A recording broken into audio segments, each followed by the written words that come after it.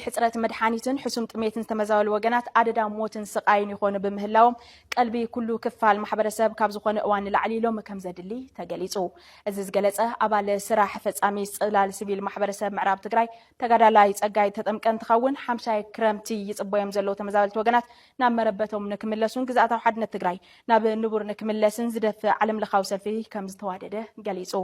ካብ ኩናት ተረፈ ትግራይ በመምዝባሉ ምክንያት ብሞት ይጠፍ በመህላው እዚ ደዊሉ ሕስ ኮይኑ ንክነብር ብዘይ ዝኾነ ቅድመ ኩነት ናመረበቱ ክምለሰለው ወይሉ ዝርዝረለና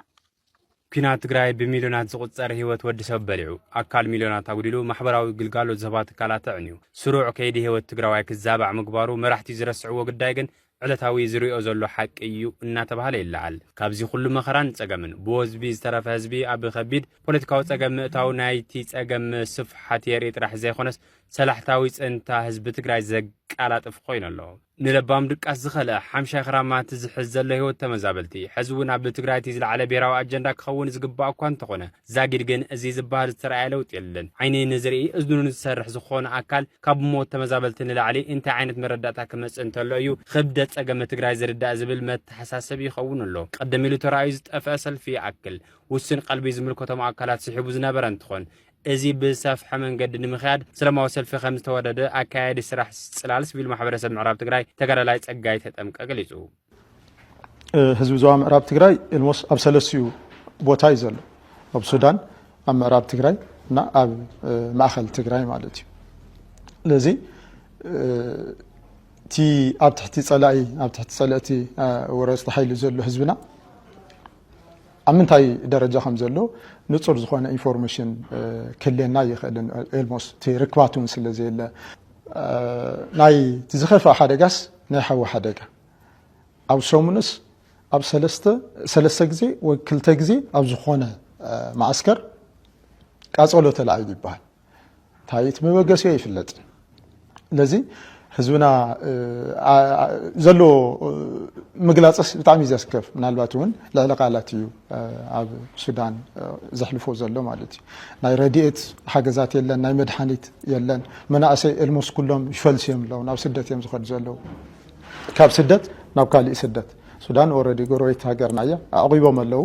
ካብኡ እውን ናብ ፍቕዱ ሊብያን ግብፅን ናብ ጎረቤት ሃገራት እግሮም ናብ ዘምርሖም መንእሰያት ዝጠፍኡሉ ኩነታት እዩ ዘሎ ሓንቲ ግዜ ዝተሰርሐት ከይንዳ ን50 ክረምቲ 4 ክረምቲ ሕሊፋስ ሕዚ 50 ክረምቲስ ትጽበላ ማለት እዩ ተቐዲድዩ ነፋስ ኣሎ ብዕንጨይቲ ተተኸለይ ንሱ እውን ግዛዕ ይበልዕዎ ይወድቕ ፀሓይ ኣሎ ነፋስ ኣሎ ቁሪ ኣሎ ብላዕሊ ከዓ ዝናብ ማለት እዩ ለዚ ዝናብ ክኣቱ ከለዉ እንታይ ዝኾን ዘሎ ናይ ምግብ ሕጽረት ኣሎ ናይ መድሓኒት ጸገም ኣሎ ኣብ ልዕሊ ናይ ምግብን መድሓኒትን ሕጽረት እዚ ናይ ክረምቲ ሓደጋ ናይ ማይ በዝሒ ክመጽእ ከለውን ናይ ኣብ ልዕሊ ጸገምስ ጸገም ምድራብ ይኾን ኣሎ ማለት እዩ ህዝብና ኣብ ብጣዕሚ ኣብ ዝኸፍአ ኩነታት ዝነብር ህፃውንቲ ብዘይ ተመጣጣኒ ምግቢ ጥራሕ ዘይኮነስ ተወሊዶም ድንገት ለማዓን ተወሊዶም ክርስትና ከይበጽሐ ህይወቶም ዝሓልፈሉ ዓበይቲ ወለድ ድማ ዓብይ ሰበለና ምባል ሽማግለ ዝበሃል ኣብቲ ምዕራብ ትግራይ ኤልሞስ የለን ኣብዚ ሓለፈ ዝነበረ ሰልፊ ኣክል ድማ ተጋዳላይ ጸጋይን ትግምግም ከም ዝስዕብ ይብል ንቶም መፈራረምቲ ውዕል ፕሪቶሪያ ወይ ናይ ሰላም ሃይልታት ኣብቲ ፕሪቶሪያ ዘለዎ ኣካላት ተፈራረምትን መፈራረምትን ከምኡ እውን ማሕበረሰብ ዓለም ንባዕልና እውን ከም ህዝቢ ማለት ከም ህዝቢ ካብዚ ናይ ተመዛበልቲ አጀንዳ ካልእ አጀንዳ ክህልዎ ይኽእልን ኣብ ትግራይ ማለት ትዛዕበየ ገዛ አጀንዳስ ተመዛበልቲ ናብ መረበቶም ውሕዝ ብዝኾነ ምምላስ እዩ ክቅድም ዘለዎ ዝብል ዓብይ ሰላማዊ ሰልፊ ኣካይድና ኢና ናብ ዝምልከቶም እውን ንኽባጻሕ በቲ ማሕበራዊ ሚድያ ከም ዘለዎ ኮይኑ ደብዳቤታት እውን ናፍቶም ዝምልከቶም ኣካላት ኣብፅሕና ኢና ማለት እውን ነቶም ተፈራረምቲ ንፌደራል መንግስቲ ንውድብ ህወሓት ንዝኸፍጽም ዝበለ ግዝያዊ መንግስቲ እውን ንዓለም ማሕበረሰብ ናብ ዝምልከቶም ደብዳቤታት እቲና ኢና ምንም ዝረአ መልሲ ወይ ናብ መሬት ዝወርድ ተግባራዊ ዝኾነ መልሲ ኣይረኸብናሉን ብዝተኻለ መጠን ግን ድምፅና ንክስማዕ ዝገበርናሉ ኩነታት እዩ ነይሩ ተመዛበልቲና ብመረበቶም ንኸይምለሱ ቀንዲ ዕንቅፋት ካብ ዝኾኑ ምኽንያታት ሓደ ንሕንሕ መሪሕነት እቲ ዝተሰረዘ ሕወሓትን ናይቲ ግዝያዊ ምምሕዳር እግሪ ሙግታትን ምዃኖም ይግለጽ። ያ ተመዛበልቲ ንኸይንምለስ ሓኒቑ ዝሓዘና ኣካል ፍሉጥ እዩ። ኣብቲ ፖለቲካ ዘለዉ ሰባት እዮም። በቲ ሲሃሉ በዚ ሲሃሉ ናይ ፖለቲካ መጫወቲ ኢና ኮይና እዚ ግልጽ እዩ። ምሳና ዘሎ ኣብ ትግራይ መሪሕነት ይኹን ብፌደራል መንግስቲ ሓኒቑ ሒዝና ዘሎ ናይ ፖለቲካ ትሕጃ ወይ ድማ ናይ ፖለቲካ ጠላዕ ተገይርና ስለተሓዝና እዩ። ስለዚ ዋና ሓኒቑ ሒዝና ዘሎ ኣብቲ ውዕሊ ፕሪቶርያ ዘሎ ኣካላት ፌደራል መንግስትን ኣብ ትግራይ ዘሎ መሪሕነት እውን ውድብ ሕወሓት ናብ ቀጥታ ናብ ግዝያዊ መንግስቲ ብክልቲኡ ኣካል ተቋቂሙ ስርሑ ብኣግባቡ ይሰርሕን ተስ ብስንፍኑ ተስ እከለ ሒዘካ ገለ ዊደኑ ንሕና ንፈልጦታ እዩ ናትና ጉዳይ ንድሕሪት ኢሎም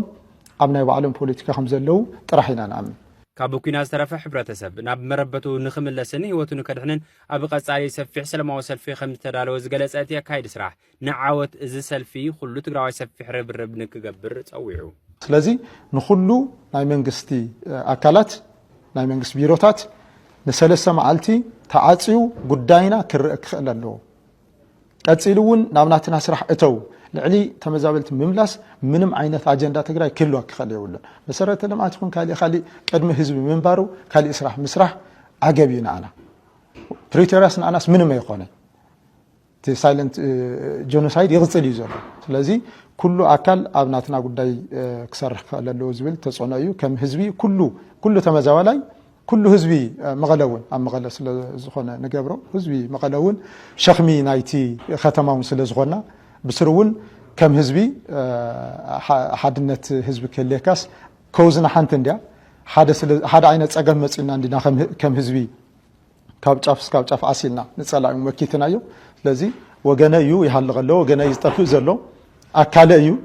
ንሱ ናብ መረበት ተዘይተመሊሱ እውን ኣነ ክነብር ኣይክእልን መረበትና ኣብ ትሕቲ ፀላእዩ ወራሪ እዩ ዘሎ ህዝብና ክምለስ ክኽእል ኣለዎ ኢሉ ኩሉ ኣብ ጎኒ ተመዛባሊ ኮይኑ ድምፁ ከስምዕ እዩ ንሕና ኤክስፔክት ንገብሮ። ናይ ተፈራረምቲ ኣካላት እውን ፌደራል መንግስቲ ክኾነ ግዝያዊ መንግስቲ እዚ ቀዲሞም ክሰርሑ